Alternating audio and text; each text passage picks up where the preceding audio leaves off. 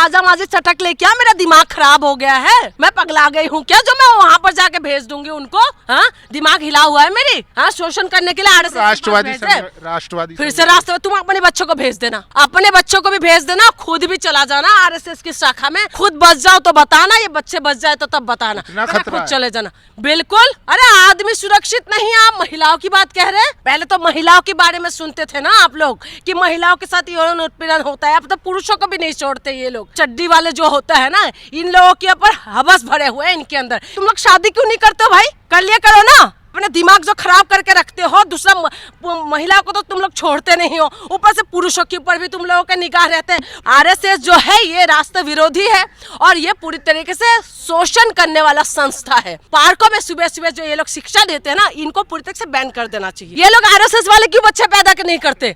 पूरा ठेका देशवासियों ने ले रखा है। तुम आओगे खिलाने पिलाने के लिए। ये जो लड़कों से संबंध बनाते फिरते रहे, तो ये लोग शादी करके घर क्यों नहीं बचा रहे? ये लोग घर बचा ले, अपने बच्चा पैदा करे और वो बच्चे जो है देश के लिए कुर्बान होने के लिए आगे कर दे। ये आरएसएस वालों की शाखा में जाने के लिए बंद करे, क्योंकि आरएसएस वाले सिर्फ और सिर्फ नफरत सिखाते हैं और ये लोग मुसलमान विरोधी है। देश से प्रेम करो, देश की मिट्टी हमें सिखाते हैं प्रेम करना। ये आरएसएस वाले प्रेम करना नहीं सिखाते, सिर्फ और सिर्फ नफरत ही है और नफरत करना सिखाते ये लोग।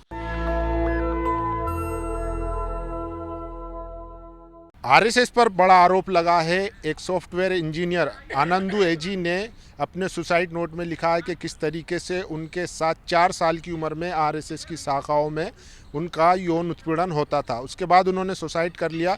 इसको लेकर देश भर में हंगामा मचा हुआ है। कांग्रेस की तरफ से भी आज प्रदर्शन था और लगातार प्रियांक खड़गे जो हैं, मल्लिकार्जुन खड़गे के साहबजादे, उन्होंने कहा है कि कांग्रेस की जितनी भी सार्वजनिक स्थलों पर शाखाएं लगती है उनकी जांच होनी चाहिए, निगरानी होनी चाहिए और सार्वजनिक संपत्तियों को इस्तेमाल करते हुए शाखा पर बैन लगाना चाहिए। उसी पर बातचीत करने के लिए हमारे साथ मौजूद हैं, एक्टिविस्ट हैं, पत्रकार हैं। जून मेसी लगातार बेबाकी से अपनी राय रखती है और सत्ता से सवाल से करती रहती हैं।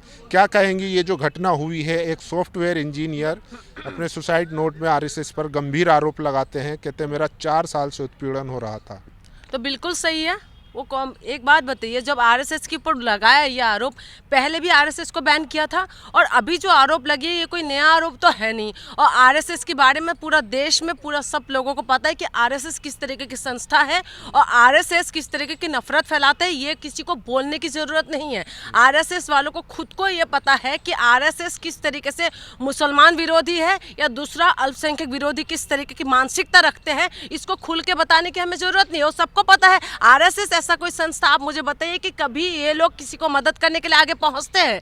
ये लोग कभी इस तरीके की कोई काम किया है जहां पर ये लोगों का हम तारीफ करें? आरएसएस ने ऐसा कौन सा काम किया जिसकी वजह से हम कहें कि आरएसएस सही है? और जो आरोप लगे हैं जिन्होंने सुसाइड किया है वो बिल्कुल सही है और बिल्कुल आरोप मेरे हिसाब से बिल्कुल सही, बेशक वो इन्वेस्टिगेशन का विषय है। लेकिन आरएसएस जब से हमने देखा है, बीजेपी सरकार आया है, बीजेपी सरकार किसके सपोर्ट से आते हैं? लेकिन महिलाओं के यौन उत्पीड़न की बात होती थी, अब पुरुषों का भी यौन उत्पीड़न हो रहा है और ये आरएसएस है भाई, ये आरएसएस है।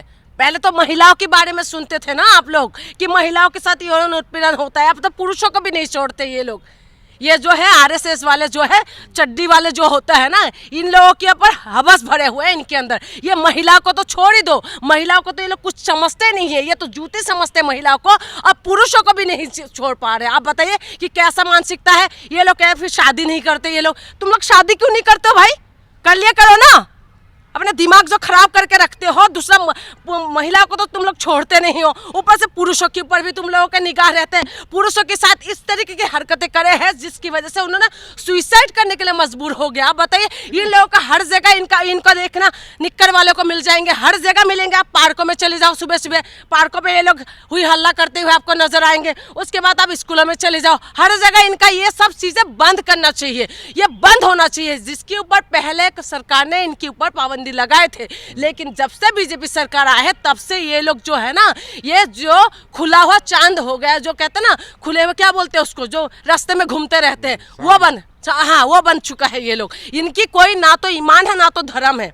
ये कहते हैं ना हिंदू रक्षा। आप शादी की बात कर रही हैं तो वो तो देश के लिए नहीं करते ना, कहते हैं कि राष्ट्र सर्वोपरि है। देश के लिए किया है, ये देश के लिए करा है, ये है देश के लिए। पुरुषों को भी नहीं छोड़ते, मत चले जाना आरएसएस के ऑफिस में, तुम भी बस के नहीं आ पाओगे, समझ गए? हम तो जाते नहीं है। हाँ, जाते नहीं हो, जाना भी मत कभी भी, समझ गए? ये आरएसएस वाले किसी को नहीं छोड़ने वाले। और प्रधानमंत्री तो तारीफ करते हैं उनकी, अरे भाई, कह रहे देश का प्रधानमंत्री- सबसे बड़ा एनजीओ है।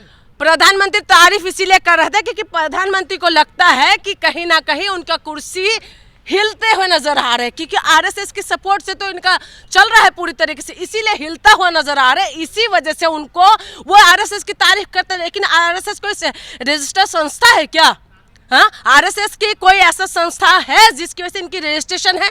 लेकिन प्रधानमंत्री जी उसके ऊपर सिक्का चलाने की, नोट चलाने की बात कह रहे थे। तो मैं इसीलिए कह रही हूँ कि आरएसएस का जो मानसिकता है ये बिल्कुल पूरी तरीके से महिला विरोधी है इनकी मानसिकता। और उनकी मानसिकता बने हुए जो सरकार है, बीजेपी सरकार, ये तालिबानियों की, आपने देखा था तालिबान जो यहाँ आए थे अभी, तालिबान ने सरकार से, विदेश मंत्री जब यहाँ पर आए थे, महिला विरोधी मानसिकता दिखाया। तो आरएसएस की मानसिकता और तालिबान की मानसिकता में क्या फर्क लग रहा था आपको? आप बताइए ना। महिला पत्रकारों को पूरी तरीके से प्रेस कॉन्फ्रेंस से बाहर रखा, लेकिन वो लोग तालिबान में करते हैं ना, और वही योगी आदित्यनाथ है ना जो तालिबान के विरोध में बोलते हैं। लेकिन उसके बाद तालिबान को किस तरीके से सुरक्षा प्रदान करके यूपी घुमाया। तो इसी वजह से कह रही हूँ इनकी मानसिकता जो है पूरी तरीके से महिला विरोधी मानसिकता है, जैसे तालिबान की मानसिकता है। और ये लोग पूरी तरीके से जो है देश की राष्ट्रवाद के नाम पे देश को बांटने के काम करते हैं ये लोग, इनसे आप उम्मीद करते हैं। इसीलिए मैं कहती हूँ कि बस के रहना है तो आरएसएस का किसी भी उसमें मत जाना, शाखा की तो छोड़ दो, कहीं पर मत चले जाना, नहीं तो पुरुष भी नहीं बच पाएंगे। हाँ, महिला को तो छोड़ ही दीजिए, महिला अभी तक तो महिलाएं खतरे में होती है, पुरुष भी। हाँ, बिल्कुल खतरे में है। न्यूज नहीं देखा? अब ये तो सामने आया, सुसाइड किया तो सबको पता चल गया है। अब आप बताइए कि पहले महिला सुरक्षित नहीं है, इनकी आरोप झूठा भी तो हो सकता है, अभी तो जांच का विषय है ना। कैसे? ठीक है, इन्वेस्टिगेशन हो रहा है, ठीक है, लेकिन आरएसएस के बारे में आपको क्या हकीकत बताना पड़ेगा? आरएसएस के बारे में कौन नहीं जानते? आरएसएस ऐसा कौन सा क्या काम कर दिया देश के लिए? ये लोग वही थे ना आरएसएस वाले जो देश के उसमें युद्ध, जब हमारी आज़ादी की लड़ाई लड़ रहे थे तो आरएसएस किसका साथ दे रहे थे? आरएसएस क्या कर रहे थे उस वक्त में, जब देश की लड़ाई में तमाम जो हमारे देश की क्रांतिकारी योद्धा जो है कुर्बानी दे रहे थे, तो आरएसएस क्या कर रहे थे उस वक्त? वो भी लड़ाई लड़ रहे थे। कहाँ से लड़ाई लड़ रहे थे? कौन सी? क्या सावरकर ने लड़ा था? सावरकर ने क्या करा था? सावरकर ने जो है ना पूरी तरीके से एडमिट कर दिया था ब्रिटिशर्स के सामने, ठीक है। आप सावरकर के बारे में पढ़ लीजिए। तो हम वीर सावरकर तब मानते हैं ना जब वो अंग्रेजों के साथ लड़ाई लड़ते हैं। अंग्रेजों के साथ लड़ाई लड़के किसने फांसी का फंदा चूमा? हाँ, भगत सिंह ने, हाँ, सुभाष चंद्र बोस ने, हाँ, तमाम जो क्रांतिकारी नेता है, रानी लक्ष्मीबाई, झलकारी बाई से लेके तमाम जो नेता, तमाम जो लोग थे, उन्होंने फांसी का फंदा चूमा। तो इन्होंने आरएसएस वालों ने किया है। आरएसएस जो अभी अपने आप को ज्यादा बनते हैं, आरएसएस से निकले हुए वो था ना गोड से, जिन्होंने महात्मा गांधी को मार दिया था। और उसकी बात आप कहते हैं आरएसएस का मानसिकता को आप हमें समझाना पड़ेगा आपको। आरएसएस किस तरीके की मानसिकता रखते हैं? आरएसएस जो है महिला विरोधी है। आरएसएस जो है ये हिंसा करने वाले हैं। आज देखिए जगह जगह पे मुसलमानों के साथ किस तरीके से हरकतें करते हैं, मोम लिंचिंग कर देते हैं ये लोग। तो ये लोग किस मानसिकता से अब बने हुए लोग हैं? हमारे देश की मिट्टी तो इस चीजों को नहीं सिखाते। हमारे देश की मिट्टी हमें प्रेम सिखाते हैं, हमारे देश की मिट्टी जो आपस में मेल मिलाप सिखाते हैं। लेकिन ये लोग, ये संस्था हमें क्या सिखा रहे हैं? तो इन सबको बैन होना चाहिए। और इनके लिए पूरी तरीके से जो है स्कूल और जो पार्कों में सुबह सुबह जो ये लोग शिक्षा देते हैं ना, इनको पूरी तरीके से बैन कर देना चाहिए। बैन करना चाहिए, बिल्कुल कर देना चाहिए। क्यों? ऐसा संस्था किस लिए चाहिए हमें जो पहले तिरंगा के सम्मान नहीं करते थे? और ऐसा संस्था आपको चाहिए जो महिला का सम्मान नहीं करते? ऐसा संस्था चाहिए आपको? या ऐसा संस्था चाहिए जो पुरुष भी सुरक्षित नहीं है? आपको चाहिए ऐसा संस्था? लेकिन राष्ट्रवादी तो है ना, कहीं लास्ट नंबर आपका ना आ जाए, इसलिए बच के रहिएगा आप, समझ गए? राष्ट्रवादी नहीं है कोई। राष्ट्रवादी जो है ये शोषण करने वाले हैं। ये जो है पूरी तरीके से आरएसएस जो है ये राष्ट्र विरोधी है और ये पूरी तरीके से शोषण करने वाला संस्था है। इनको पूरी तरीके से बैन करना है, ये मेरा मांग है। और मैं यही करती हूँ क्योंकि ये लोग पूरी महिलाओं को रखते हैं। ये शादी के विरोध में है। ये लोग ये कहते हैं राष्ट्र के लिए कुर्बान है, लेकिन इन्हीं का पूरा नेता आप देख लीजिए, सारे नेताओं को देख लीजिए, कितना सारा बलात्कारों के आरोप लगे रहते हैं इनके। मोहन भागवत तो कह रहे हैं कि ज्यादा से ज्यादा बच्चे पैदा करिए, यही एक सोल्यूशन तो तुम पैदा कर लो ना। घुसपैठ बढ़ता जा रहा है। अरे तुम पैदा क्यों नहीं करते हो? ये लोग आरएसएस वाले क्यों बच्चे पैदा नहीं करते? पूरा ठेका देशवासियों ने ले रखा है। तुम आओगे खिलाने पिलाने के लिए, एक बच्चे को पालने के लिए है ना, चड्डी बनियान उतर जाते हैं इंसानों की, और ये कहते हैं बच्चे पैदा कर लो ज्यादा। बच्चा आप पैदा कर लो ना, आप अपने बच्चे लोगों को क्यों ऐसा शिक्षा दे रहे हो? ऐसा शिक्षा देते हो कि शादी ना करे, हाँ, और दूसरे को कहते हो कि बच्चा पैदा करते रहे, तो उनको खिलाने पिलाने आप आओगे? आप तो खुद क्या करते हो? आप लोग जो है आरएसएस वाले जो है ये सिर्फ नाम के लिए। तो मैडम राष्ट्र भी तो बचाना है ना, जनसंख्या बढ़ रही है, मुसलमानों की जनता ही। घुसपैठ बढ़ रहा है, अमित शाह कह रहे हैं लगातार घुसपैठ बढ़ रहा है, आबादी बढ़ रही है तेजी से, तो उनको भी मुकाबला तो करना है। आरएसएस वाले तो जो ये संबंध बना रहे हैं, ये जो लड़कों से संबंध बनाते फिरते रहे, तो ये लोग शादी करके घर क्यों नहीं बचा रहे? ये लोग, हाँ, ये क्यों नहीं बचा रहे? घर बचा ले, अपने बच्चा पैदा करे और वो बच्चे जो है देश के लिए कुर्बान होने के लिए आगे कर दे। ये लोग क्यों नहीं करे? इनका ठेका पूरा देशवासी ने ले रखा है। देशवासी बच्चे पैदा करे, देशवासी जो है वो बच्चे पैदा करके देश के नाम पे कर दे। वो एक बोल रहा था उस दिन, कह रहा था कि एक बच्चा, पहला बच्चा जो है देश के नाम पे कर दो, हाँ, यानी कि सबका ठेका देशवासियों ने ले रखा। और मुसलमानों की बात सुनो, इस देश के अंदर ना गौस खान जैसे व्यक्ति पैदा हुआ जिन्होंने तोप चलाते हुए रानी लक्ष्मीबाई के साथ दिए और देश के लिए कुर्बान हो गए हैं, ठीक है। और जो कलाम जी है ना, अब्दुल कलाम, वो भी मुसलमान ही था, समझ गए हो, जिसने परमाणु बम बना के दिया इस देश के लिए। आज हम गर्व से बोल सकते हैं ना कि परमाणु बम किसने दिया था? ये मुसलमान व्यक्ति ही था, ठीक है। जो तुम कहते हो ना, कलाम की तो तारीफ करते हैं ना बीजेपी संघ वाले, कहते हैं अरे कि ये मुसलमानों का बता नहीं रही है, मुसलमानों की बात कह रही हूँ। कलाम जी धर्म से अगर देखा जाए तो मुसलमान ही था ना, तो फिर मैं धर्म की बात कह रही हूँ। जो ये इनका मिर्ची लगते रहते हैं ना इन लोगों को, इनका दम है परमाणु बम बनाने का, ये बनाएंगे परमाणु बम। ये हो सकता है तोप के आगे ये लोग अपना जिंदगी निछावर कर सकते हैं, जो गौस खान ने किया कर सकते, ये लोग नहीं कर सकते। ये लोग अपनी हिस्ट्री नहीं पढ़ते। ये अपनी हिस्ट्री पढ़ेगी ना, आज जो ज्यादा देशभक्त बन के बैठे हुए, ये अपनी हिस्ट्री पढ़ेगी ना, इनका शर्म से इनका मुंह छुपाने लायक नहीं रहेंगे। लेकिन आज सबसे बड़ा देशभक्त बने हुए क्या करे? उनका सरकार है, वही लोगों के हाथ में सब कुछ है, इसीलिए तो सब कुछ कर है। आप बताइए मुसलमान जो अगर गलत संगठन होता, जैसे आप आरोप लगा रही हैं, तो प्रधानमंत्री तारीफ करते इनकी और सिक्के जारी करते इनके सम्मान में। सुनिए, प्रधानमंत्री तो एक बात बताए, तालिबान ने हमारी धरती पे आके हमारी महिलाओं को, महिला पत्रकारों को जाने के लिए बैन कर दिया। प्रधानमंत्री ने आवाज दिया? प्रधानमंत्री रहते हुए जो है दलित सीजीआई के ऊपर जूता फेंका, उसके बाद उस व्यक्ति खुलेआम घूम रहे, क्या उनके ऊपर एक्शन हुई? प्रधानमंत्री रहते हुए जो कहते हैं सरपंच का छीना है, वो प्रधानमंत्री होते हुए आपने देखा है कि चाइना किस तरीके से घुसपैठ बार बार शब्द निकलते हैं। प्रधानमंत्री रहते हुए नरेंद्र मोदी प्रधानमंत्री होने के बावजूद भी जिसका आप जिक्र कर रहे हैं, वो रहते हुए उन्होंने क्या करा? पाकिस्तान को सबक सिखाने की जगह उन्होंने क्या करा? बार बार ट्रम्प चिल्ला रहे हैं कि हमने सीज फायर कर दिया। आप बताइए, आप उसके बाद आप कह रहे हैं कि प्रधानमंत्री वो है आरएसएस का तारीफ करे। आरएसएस का तारीफ इसीलिए करे क्योंकि उनको पता है कि जो बीजेपी जो जिस कुर्सी पे बैठे हुए हैं ना कहीं आरएसएस की सपोर्ट की वजह से बैठे हुए, इसी वजह से ज्यादा ना बोले तो ठीक है। हम देशवासियों को पता नहीं है, आज महिलाओं को अपमान किया इन लोगों ने, उसके बाद प्रधानमंत्री जी क्या उनके ऊपर वो लिया? बताए तालिबान का क्या सिखा? तालिबान जो है महिलाओं को पढ़ने नहीं देते, तालिबान महिलाओं को किस तरीके से व्यवहार करते हैं, सिर्फ बच्चे देने वाली मशीन, उसके सिवा तालिबान ने महिलाओं के लिए कोई इज्जत है? तो आरएसएस वाले क्या करते हैं? यही तो सेकंड पोजीशन में रखते हैं महिलाओं को। तालिबान से तो अब सरकार बात कर रही है, अभी आप तालिबान का विरोध करेंगे?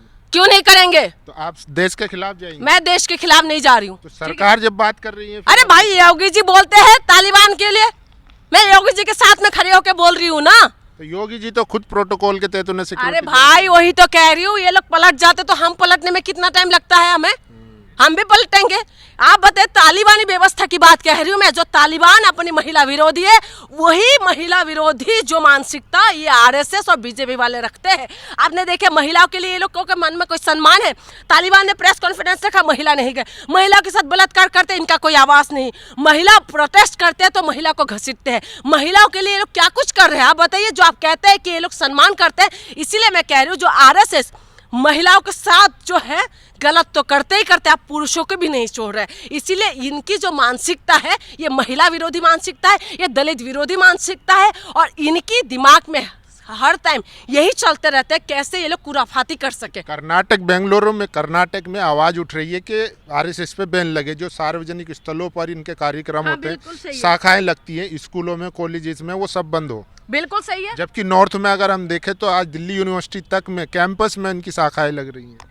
बिल्कुल सही है, बिल्कुल सही कर रहे हैं कि इनकी शाखा में आपको क्या बोल रहे हो, जिस पार्क में भी आप सुबह सुबह चला जाएंगे आपको देखने के लिए मिलेगा कि वहाँ पर जो है वहाँ पर ये लोग अपना शाखा लगा के बैठे रहते हैं। ठीक है, तो पार्क घूमने के लिए है और सरकारी प्रॉपर्टी है ना, तो उसमें ये लोग शाखा लगाने के लिए इनको क्यों परमिशन देना चाहिए?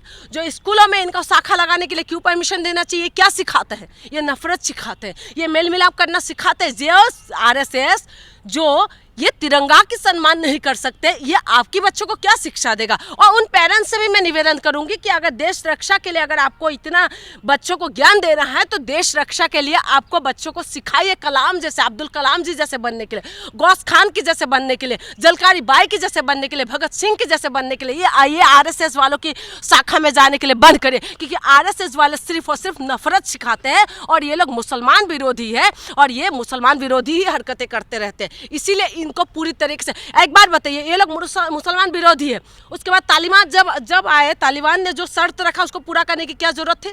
जो बीजेपी सरकार है, बताइए। महिलाओं पे जो बैन लगा, बिल्कुल, बाद में उन्होंने एंट्री भी तो दे दी। क्या दे दी? महिलाओं को महिला। अरे भाई, प्रेस कॉन्फ्रेंस हो गया, उसके बाद कह रहे हैं एंट्री दे दी। हाँ, पूरी तरीके से पूरा देश में जब चला, हमारी धरती में आके वो लोग अपना जो रूल रेगुलेशन है वो चला रहे हैं। तो इसीलिए कह रही हूँ, जो आरएसएस है ये पूरी तरीके से, इनका 100 साल पूरा हो चुका है। आप समझिए कि 1925 में इनका वो हुआ था, शुरुआत हुआ था, आज 2025 है और 2025 से पहले 11 साल के अंदर भविष्य में अगर आप क्या अपने बच्चों को आरएसएस में भेजेंगे या नहीं? क्यों भेजेंगे भाई? आजामाजी चटक ले, क्या मेरा दिमाग खराब हो गया है? मैं पगला गई हूँ क्या जो मैं वहां पर जाके भेज दूंगी उनको? हाँ, दिमाग हिला हुआ है मेरी। हाँ, शोषण करने के लिए आरएसएस राष्ट्रवादी फिर से राष्ट्रवादी। तुम अपने बच्चों को भेज देना, अपने बच्चों को भी भेज देना, खुद भी चला जाना आरएसएस की शाखा में, खुद बच जाओ तो बताना, ये बच्चे बच जाए तो तब बताना, खुद चले जाना। बिल्कुल। अरे आदमी सुरक्षित नहीं है, आप महिलाओं की बात कह रहे हैं, आदमी सुरक्षित नहीं है, इतना बड़ा वो चल रहा है इनके विरोध में और आप कह रहे कि बच्चों को भेज दो सत्यानाश करने के लिए। पूछ रहे हैं कि क्या आप भेजना चाहेंगी देश के लिए समर्पण? आप भेजना चाहोगे? आप चाहते हो? आप चाहते हो कि आरएसएस की शाखा में जाए बच्चे आपके? तो अपने बच्चे को स्कूल, पुलिस, कॉलेज ऐसी जगह पे फिर आरएसएस, आप मुझे क्यों बोल रहे हो अपने बच्चों को? पूछ रहे हैं ना, क्यों जाए? सत्यानाश करने के लिए, देश के लिए। अगर इसमें सत्यानाश होता है बच्चों का। सत्यानाशी तो हो रहा है भाई, शोषण हो रहा है। हो क्या रहा है? आरएसएस वाले क्या बना रहे हैं? माइंड वॉश कर रहे हैं। इस देश की कुर्बानी के लिए हिंदू और मुसलमान दोनों लोग ही कुर्बान हुए थे, लेकिन ये लोग क्या कहते हैं, सबसे बड़ा राष्ट्रवादी बन के दिखाते हैं। तो इसीलिए मैं कह रही हूँ, इनकी बातों में मत जाओ। मैं आसाम से आती हूँ और मेरी आसाम में एक गायक थे जिनका अभी देहांत हुआ है। उन्होंने बोला था, ना तो मेरी कोई जाति है, ना तो मेरी कोई धर्म है और ना तो मेरी कोई भगवान है, और हम इंसान हैं, इंसान ही हमारा धर्म है। तो मैं उनको मानने वाली हूँ। मैं सिर्फ और सिर्फ इंसानियत में विश्वास करती हूँ। ये आरएसएस फारएसएस से मैं विश्वास नहीं करती हूँ और इनमें भेजना बिल्कुल नहीं है। देश से प्रेम करो, देश की मिट्टी हमें सिखाते हैं प्रेम करना। ये आरएसएस वाले प्रेम करना नहीं सिखाते, सिर्फ और सिर्फ नफरत ही है और नफरत करना सिखाते ये लोग। चलिए, शुक्रिया बात करने के लिए। तो देखिए, आरएसएस पर गंभीर आरोप लगे हैं कि वहाँ पर पुरुषों का भी शोषण होता है और ये पहला मामला नहीं है। इससे पहले भी कई ऐसी खबरें आ चुकी है कि आरएसएस की शाखाओं में पुरुषों के साथ भी यौन शोषण हुआ है। बाकी आप लोगों की क्या राय है, अपनी राय जरूर दीजिए। कैमरा पर्सन आसिफ के साथ, नेशनल दस्तक, दिल्ली। नेशनल दस्तक की आपसे गुजारिश है कि अगर इसको बचाना चाहते हैं तो नेशनल दस्तक को सब्सक्राइब करने के लिए रेड कलर के सब्सक्राइब बटन को दबाएं, फिर बेल आइकन की घंटी दबाएं। नेशनल दस्तक को बचाने के लिए बहुत जरूरी है कि हर खबर को शेयर करें, लाइक करें, कमेंट जरूर करें।